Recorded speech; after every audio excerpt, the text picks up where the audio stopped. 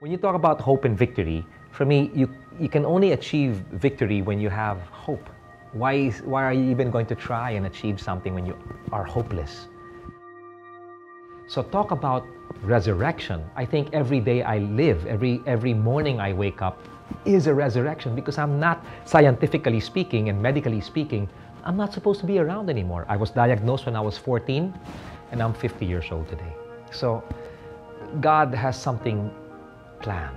Now, when you talk about resurrection, why are you given the chance to resurrect? That only happens when you come close to death. Sometimes there's something in us that dies. It could be hope. It could be too much pain that you just don't want to hope anymore. But God is a God of restoration, and restoration comes when something dies and He can resurrect. Either it's a dream or a relationship, or it could be a talent. Maybe it could be singing, maybe it could be athletics, that maybe you got injured. But God is in the business of really proving Himself in the way that He can resurrect either the spirit of a person, the body of a person, the mental abilities of a person. He does that. And in my case, He's done that because of my diabetes. When you talk about hope and victory, for me, you can only achieve victory when you have hope. Why are you even going to try and achieve something when you are hopeless?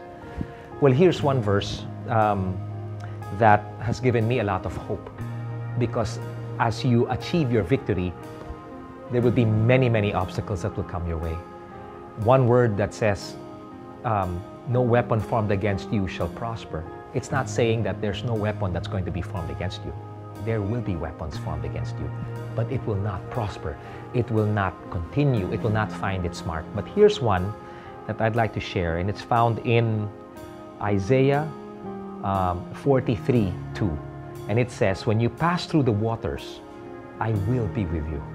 When you pass through the rivers, they will not sweep over you. When you walk through the fire, you will not be burned. The flames will not set you ablaze. It might sound malalim to some people out there, but if you look at it figuratively, di ba minsan there are problems that come our way na parang nalulunod na tayo. Well, it says, when you pass through the waters, I will be with you. Minsan, may mga dumadating ang mga problema na parang bagyo. Well, it says here, when you pass through the rivers, they will not sweep over you. And when you walk through the fire, when relationships, when plans don't fall into place, when plans are pushed, when relationships are burning hot with anger, with mga tampuhan at lahat, it says here, when you walk through the fire, you will not be burned. The flames, ibig sabihin may flames, will not set you ablaze. Hindi ka masusunog dahil dito.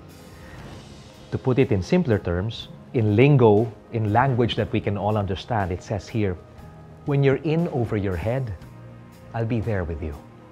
When you're in rough waters, you will not go down. When you're between a rock and a hard place, it won't be a dead end. I share this with people because, for me, it's not easy to always be victorious.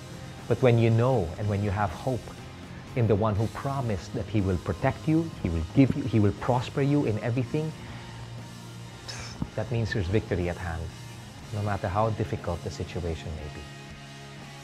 There is always victory at the other end of that road. And the first step is a step of hope. I'm Gary Valenciano, and I go against the flow.